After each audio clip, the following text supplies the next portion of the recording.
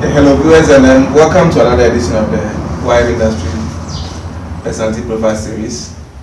It's a program that seeks to unearth those we believe have pushed the industry to greater heights. They've managed their bet in the industry, and we want the world of mining industry to know who they are and how far they've pushed the African sector as well.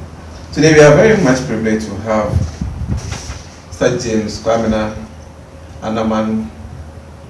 He is currently the director at Jislah Financial Services and also a chairman of the Rocksure International Board of Government Board. As is usual, he's going to tell us all about himself because we caught him briefly at his house, and he's going to tell us everything he's been through and why he even opted to be in the mining industry in the first place.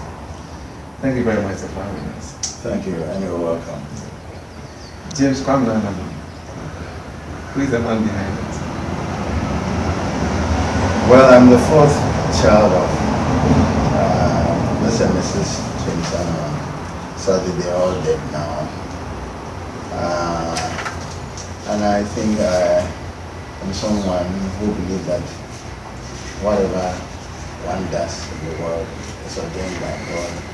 And the grace of God in my life is quite deep. And I have a family, wife and 3 children, and recently I had my first grandson. I didn't do it so much. I enjoy. And I think when it comes to productivity, that's on that line. That's how far I've gone. You come with a whole lot of experience. Over 40 years. The mining industry, how did you get in the first place? Well, as a Ghanaian, I think every Ghanaian has a little bit of mining. In fact, you can extend the same argument to the world. Yes. You cannot do without mining. Yeah. Like it's always said, if you want to eat an omelette, you must take an egg. It has consequences. Yeah. The challenge is how you manage the consequences of what you want. You need the mining products. Yeah. And the way to get at them is mainly to crack rocks and refine. All those are not easy options. Yeah. They come with their challenges and the dangers, the hazards to man, to the environment, to communities and all. But the argument is, do you want the mining products? Mm-hmm. If you do, then the challenges, you must find a way of meeting them. Yeah. As to how I found myself in mining, I think mining found me because I was minding my own business. Yes. By God's grace, I was asked by the Ghana government to head the information section of the Ghana High Commission. Yeah. And by His grace, I think we succeeded in putting across the news about Ghana in a very difficult period, like in the 80s, and how we managed to get the story and losses. What I think introduced some people close to the mining industry to what efforts we were making, the skills that we were using to push the message across. I think it was on that thankfully I was headhunted by no less a person like Mr. Jonah, who I'm very grateful to, because when you offered me the job, I hadn't even spoken to him before. I knew about him, who did know about something, but he was so kind. No, he acted as if he knew me. Apparently, he had done his homework. Okay. Asked all the people who mattered in our industry, that is the journalism, and somehow he came prepared. He asked the right questions. My problem was that I was supposed to be starting the investor relations department, and that was a new area. I was okay with public relations. That was my calling, but how to cross over from straightforward public relations to investor relations, leading with investors with money, and you know that was probably when they were looking for more foreign investors. Yes, that was when Ashanti was prepared Yes. to go to the Yeah. market, and Yes. you needed to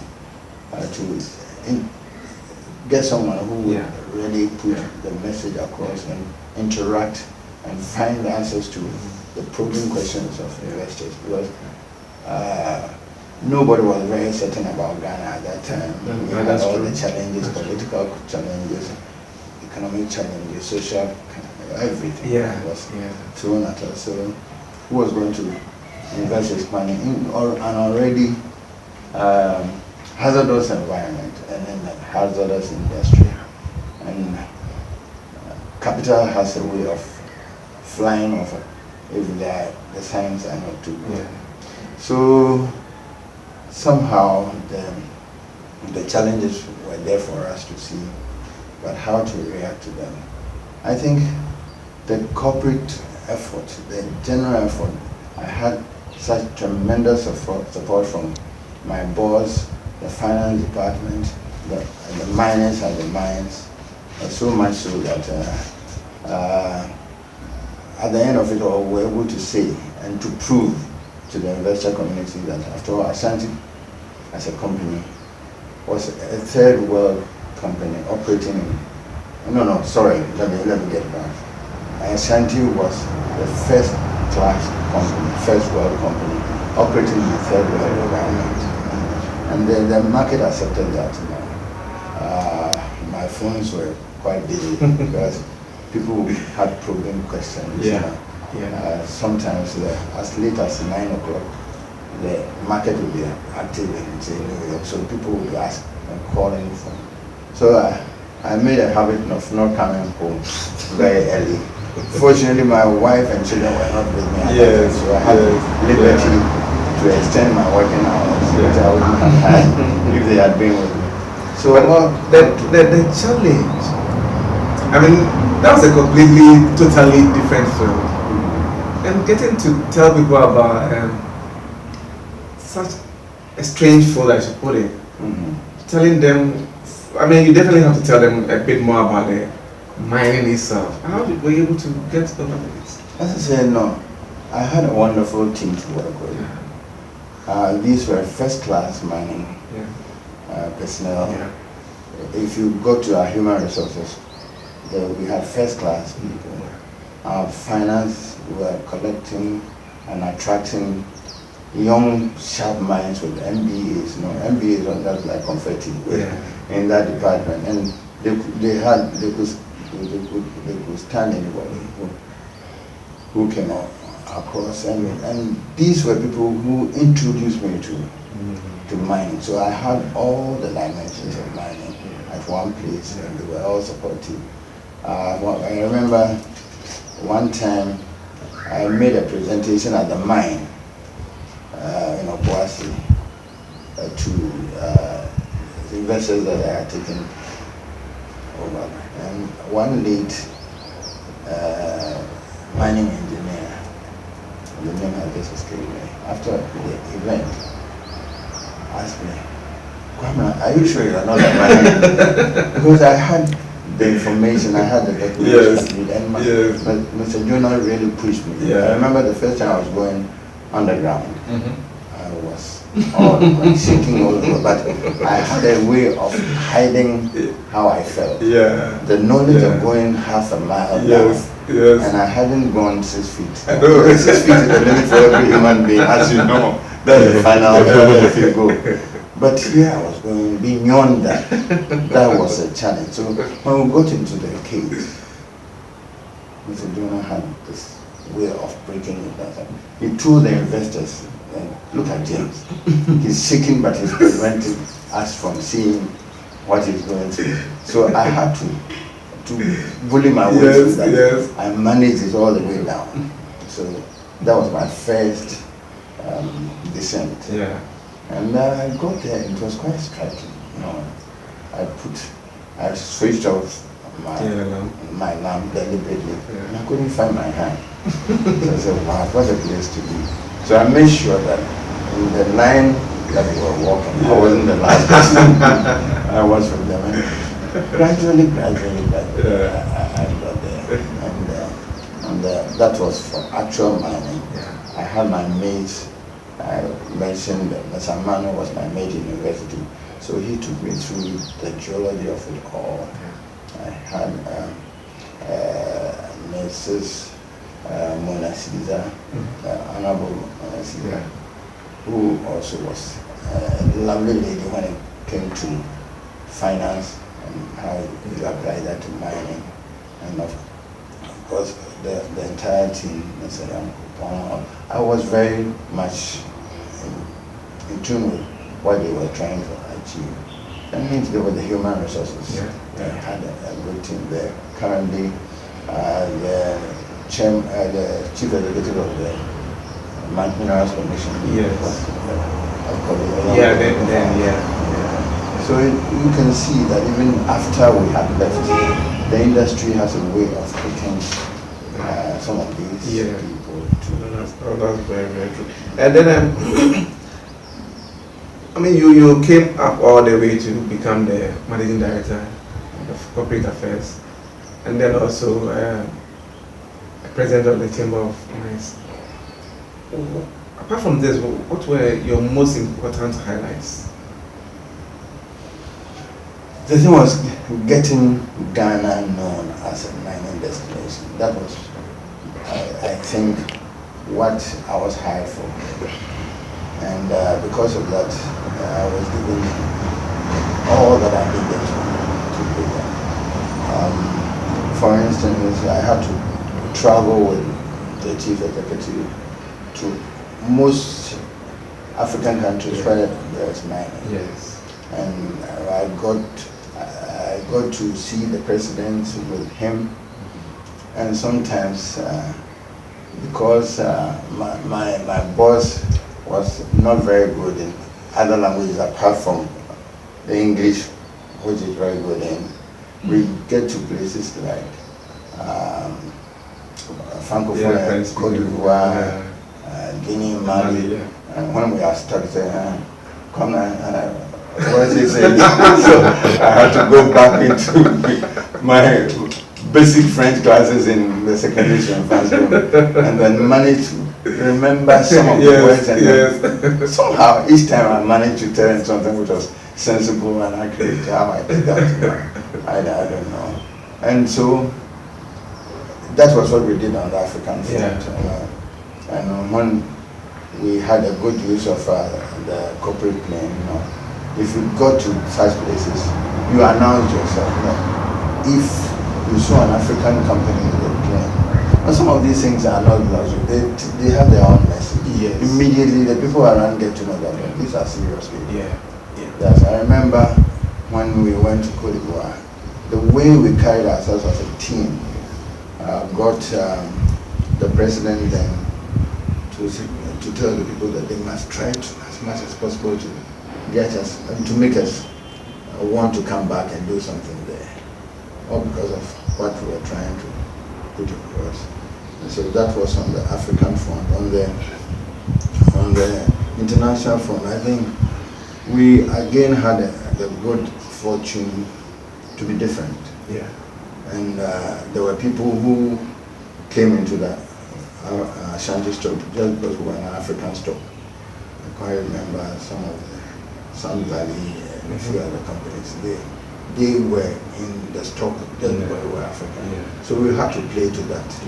And the height of it was when one conference, I think it was Lake Tahoe, either Tahoe or Jislah, I forgot which one. We had an evening entertainment for the mining conference at that time.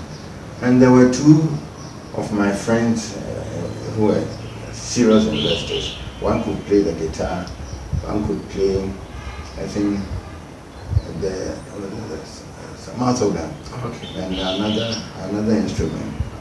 Boardman partner was there, and a few others. Then, Little John, as we call him, said, "Oh, James, you are an African, you must play some drum." So they gave me a pair of congas. I hadn't touched it. And somehow, the African in me came out at this international front. I played my heart out. I hope it was good music. I played my heart out and they loved it. So the next morning when we were going for the sessions, all the chief executives and the big ones, I was working with Mr. John. They would come and tell me, James, you were good. But my boss was tired, so he came in late, so he was every step of the way, somebody would come and say, James, you were excellent. So he got to a point like, what happened? So I told him about it. So we use all those things to make our case that we needed to be in that. And I remember the late Julian Berry, who was the managing director for Mercury Access, a big investment company in London. Once we got there, we were talking to him about the need to invest. And he was really taken in, even though he had tremendous doubts about it. But this Julian, I was talking about Julian. He was the managing director of Mercury Access Management, the big investors in mining. So he had his doubts about an African stock, people that, apart from Mr. Julian, he was not familiar with, and they wanted to come into the stock. So I remember the famous question he asked.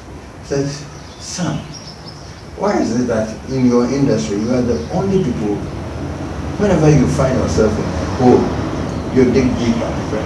Now, what makes you do those things? And then I look back and say, yes.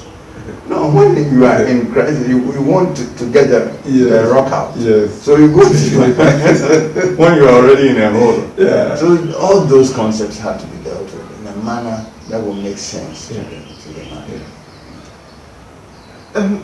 To go back again, I mean, you were in a totally very new environment. What was actually your motivating factor? What was really pushing you to do all this? I knew that we had a big story to prove to the world that African mines were in Africa. But our mission was to make it an African mine run by Africans. So it got to a point that we had the least number of expatriates when we were doing big things on the mining front. I think that was the greatest achievement of Ashanti. Sadly, the headbook crisis came up. We had to quickly do something. We've been having a close and personal chat with James Kwamina Anaman. He used to be a former managing director of corporate affairs at Ashanti. James believes that whatever we do in this world is ordained by God, and that we also need to appreciate the efforts of our team. As a team or as a team manager, you need to hold a supportive environment for a collective team success. We also need to be serious and good at whatever task you are given. Mr. Anaman believes that as professionals, we need to strive towards perfection in everything we do. And look at the state of the industry to now. Professionalism in the industry. Are we where we should be now? Are we near the world standards? Are we there yet? When it comes to the technical aspects, I don't think there is any role in mining that the Ghanaian cannot fit. That is, it is well known now. Yes. And we've been at it for a very long time. Right now in the Congo, there are a lot of Ghanaians doing marvelous and quietly. You know, and if it comes to finance, even in Canada, I can mention the name of Sangwa. He is making it. Yes. And I think he also was at UMAT. Yes. I think I met him before in school. Oh, okay. So you see, I'm not telling a lie. So if you come any area, the finance of it,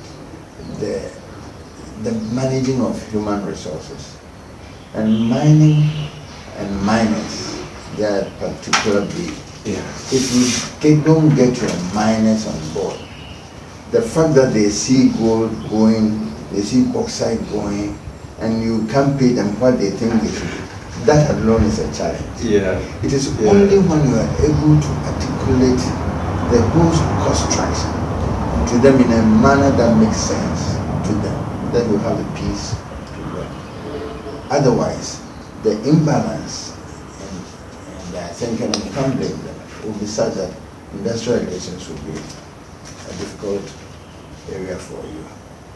Fortunately, we started Airbus, and there were a lot of interaction at all sorts of levels. I quite remember one event that someone, one of the mines, I won't mention it, we went there and there were issues that they wanted the chief executive to address. So he said, someone got up, no, okay, sir, we have been facing some challenges, but now we want it from the horse's own mouth. What do you think of this issue? One of the workers who had then understood the whole mission of the company got furious. Why would you call a big man a cow? A horse. The horses. You know, that will give you an idea as to the level of education. But some people, apart from the level that you normally assess them, when we came to the world, they were first class. Oh yes, that is. So it was how to manage all that. Yeah. That was what the world did not know about the effort of Ashanti. Yeah. I would always drop my heart out to Ashanti because they made a difference in mining worldwide. I was able to go on road shows to all the mining centers, all the mining farms, Australia, Europe, Asia, Canada, US, and I don't know. And I still remember some of the questions and how we addressed them for them to be aware that we were really serious. And I think that for the tragedy of the Haiti crisis, Ashanti and number one mining company now. And where did you think you were going when you were offered the position the first time? Personally? Yeah. Were you looking at going that far? I mean, getting to the stage you got? No, I thought at that time that my position as Minister Councillor for Information, Ghana High Commission, was the apogee of my. So I was thinking about how to climb down, you know, and come in. And I was quite far from retirement at that time too, so I was wondering what was going to happen to me. But the good Lord had His own plans, and I was offered on the basis of the achievement that together we had been able to make in the High Commission. That was what the same lesson that I had to do. So I thought that this was a new opportunity to go a little higher. But I didn't imagine that it would be that high.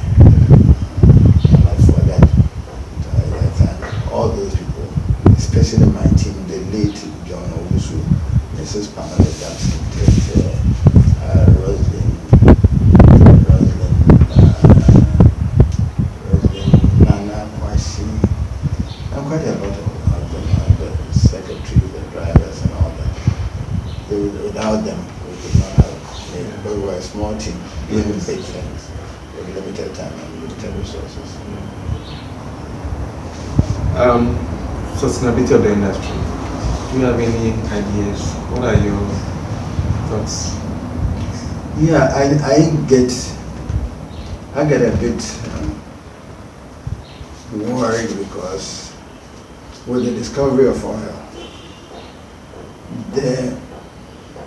the place of mining in the Ghanaian side shifted. Yes. Has shifted.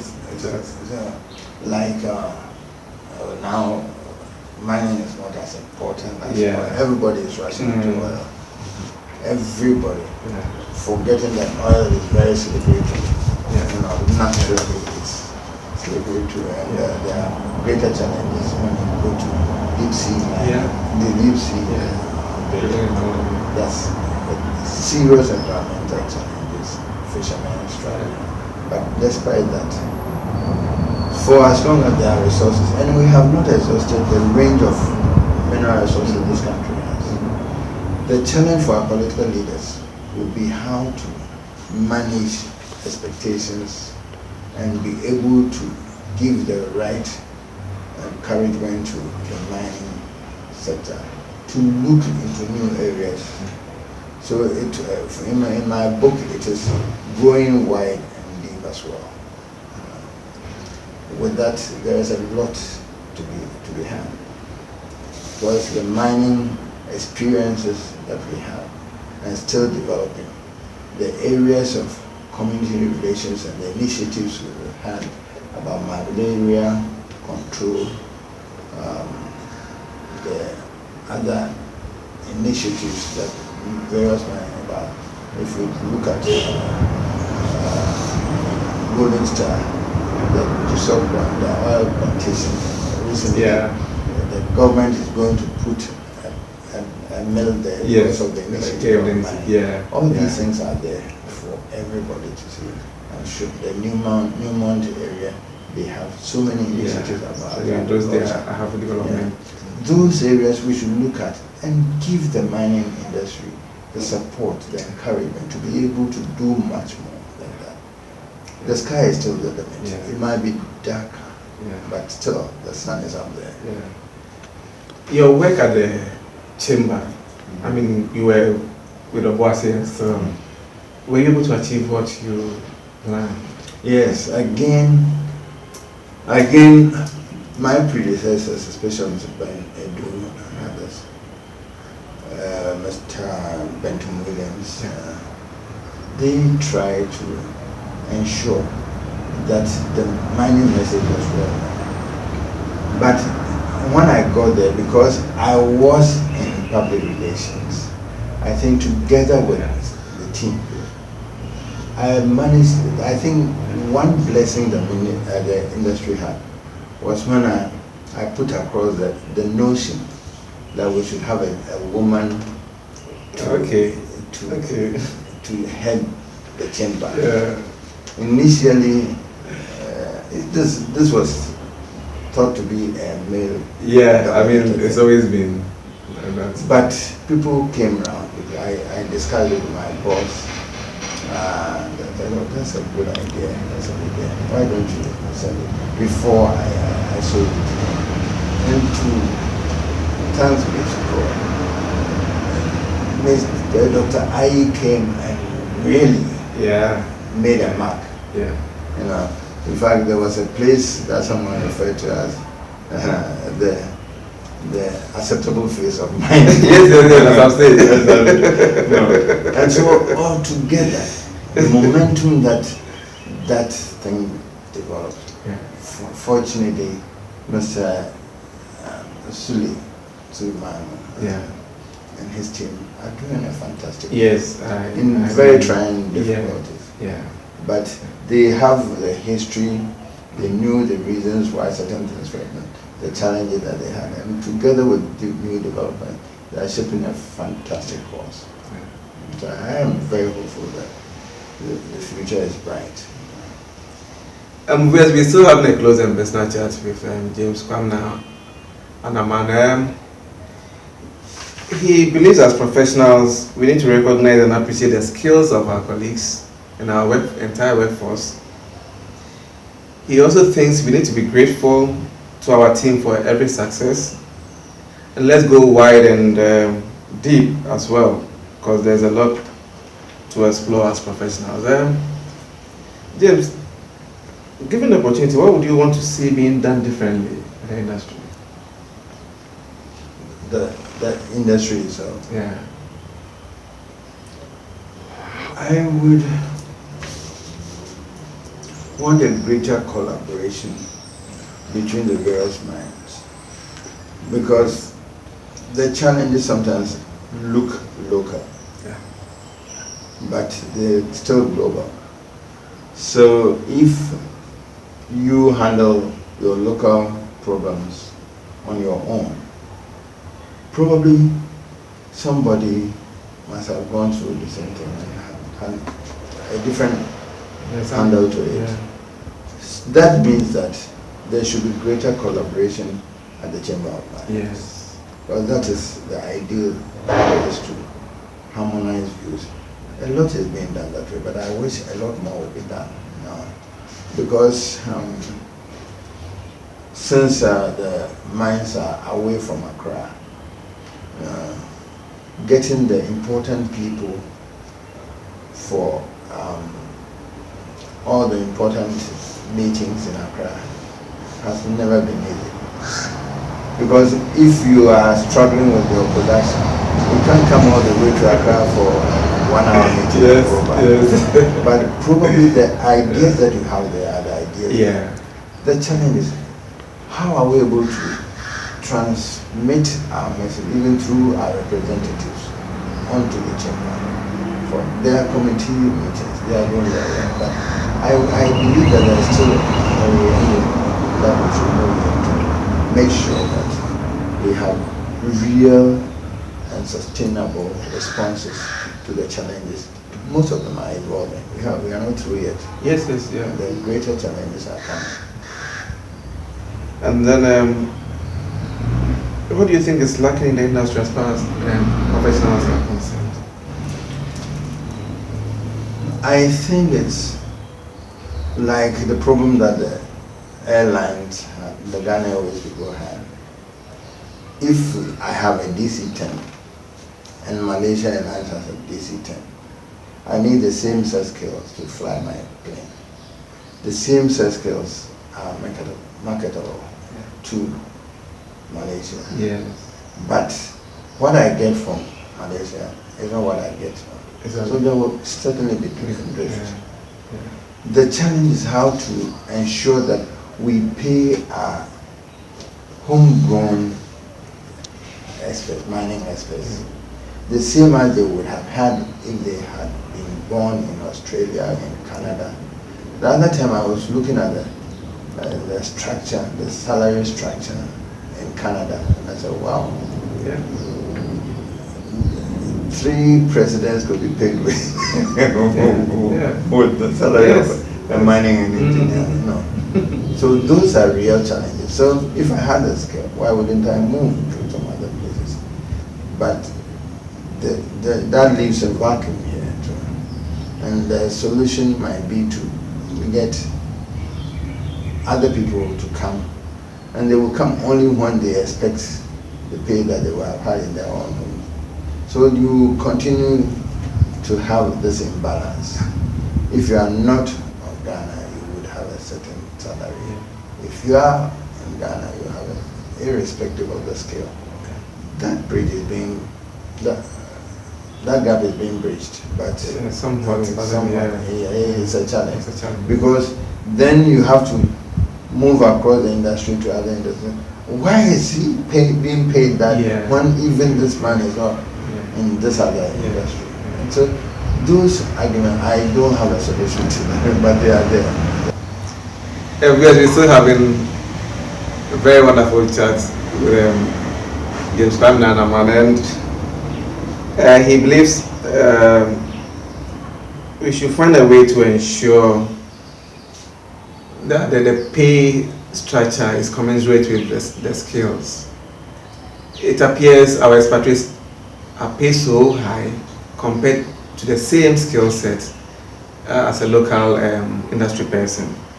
And also we need to diversify as a country, explore other fields. It shouldn't always be gold.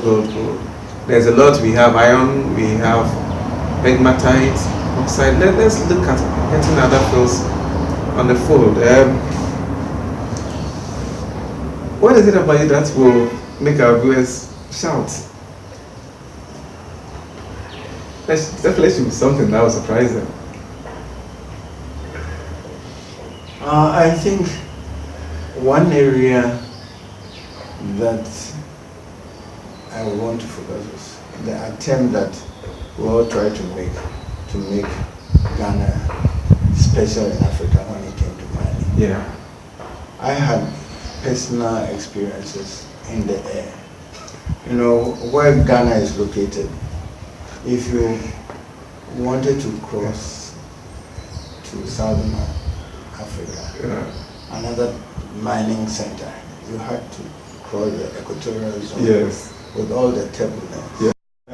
My heart had a way of beating anytime that we had, but you had to. Yeah, you had like to. Mining. Yes. If you don't venture, mining. Yeah. if you don't venture, you wouldn't make it. That's mining. It got to a point that no, even South Africa had got to a point that when we had a meeting of the Chamber of Mines, they sent a reporter to come and cover it. From I think Mining Week or Mining. Yes. You know, that's how far Ghana went. Because they had to sit back and look. The chamber at the time, we were trying to look for collaboration, and thank God under Kwamina Anaman, we now have the nucleus of a West Africa chamber. Yeah. So, as I said, the challenge is still there. We have men who are able to answer or stand up to the country. So I am very hopeful that mining is still alive and it will continue to be alive for a long time to come. And then, did you enjoy your stay? Did you enjoy every bit in the mining industry? Yeah, I was looking forward to my retirement days in the normal sense. But I think partly because of the stresses and my own carelessness. I had a massive stroke, which was in 2002.